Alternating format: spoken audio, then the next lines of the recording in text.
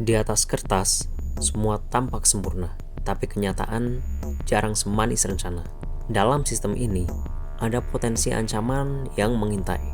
Sebuah kesalahan kecil bisa menjadi awal dari bencana besar.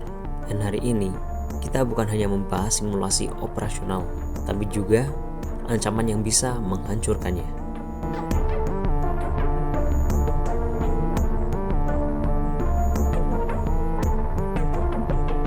Bayang ini, pelanggan melakukan order, sistem kita mencatatnya, memeriksa stok, dan mulai produksi. But, apa yang terjadi kalau sistem kita diretas? Yes, hacker bisa dengan mudah mencuri data pelanggan atau bahkan memalsukan order untuk mengacaukan produksi. Atau yang lebih buruk lagi, barang sudah diproduksi dan siap dikirim, tapi dalam perjalanan, distribusi terhenti. Bukan karena kesalahan sistem, but karena barangnya dicuri. Kita semua udah mengetahui hal ini. Dan ini sudah bukan rahasia umum. Tapi di jalanan ada yang namanya bajing loncat, apalagi di daerah-daerah tertentu. So, tanpa sistem tracking yang kuat, kehilangan barang seperti ini bisa jadi mimpi buruk.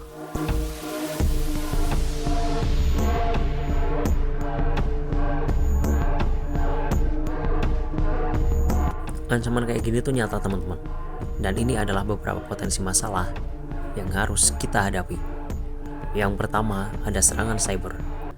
Sistem bisa diretas untuk mencuri data atau mengacukan operasional. Yang kedua, ada pencurian barang di jalan. Distribusi tanpa tracking membuat barang rentan dicuri. Jika kita memiliki tracking, setidaknya kita mengetahui di mana posisi tempat pencurian barang. Ini misal case-nya terburuknya guys ya, dan kita bisa mengidentifikasi di mana lokasi-lokasi yang rawan saat melakukan pendistribusian logistik. Yang ketiga, ada kesalahan sistem.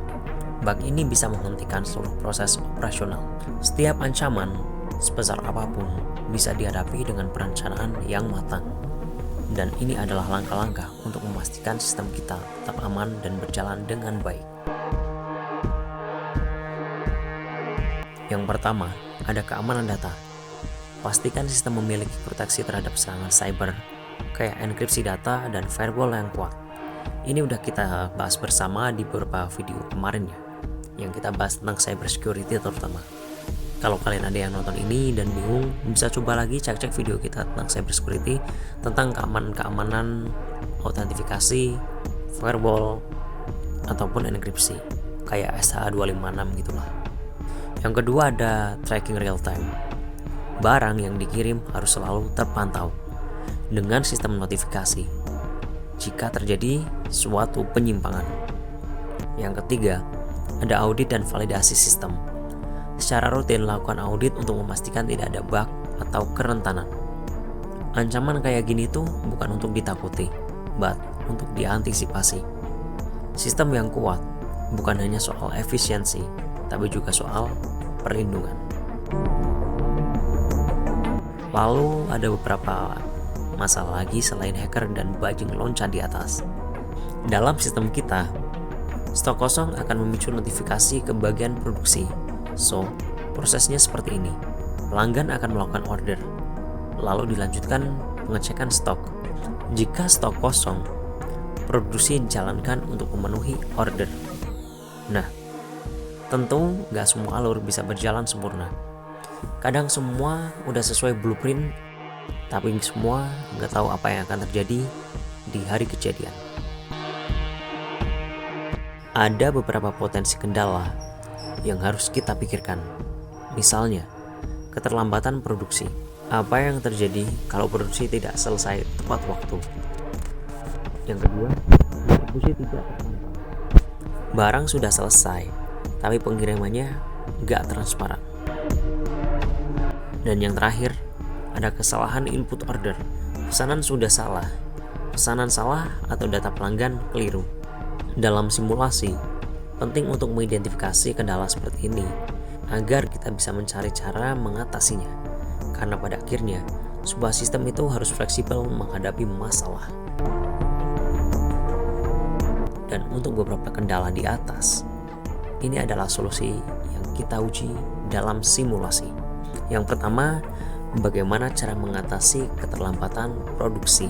Caranya adalah sistem memberikan notifikasi otomatis saat batas waktu produksi mendekati deadline. Jadi ini kayak warning gitu guys ya.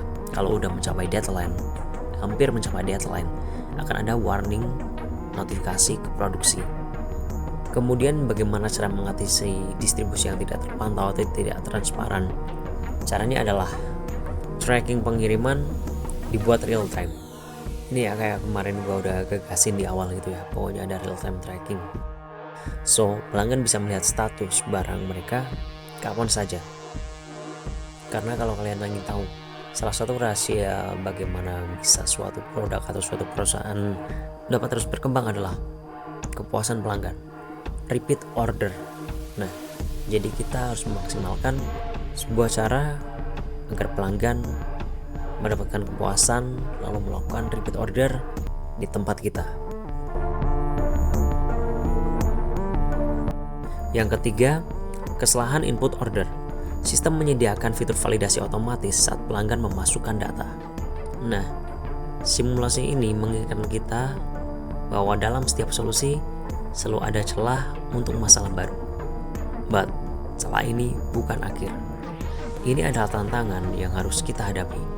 Karena pada akhirnya, sistem yang aman adalah sistem yang terus belajar dari ancaman. Kalau kalian tertarik dengan penjelasan ini, dan masih penasaran dengan video selanjutnya, jangan ragu buat klik like, comment, share, and subscribe biar nggak ketinggalan info-info seputar ethical hacking, cyber security, dan masih banyak hal lainnya. And gue Revan, stay safe because no system is safe.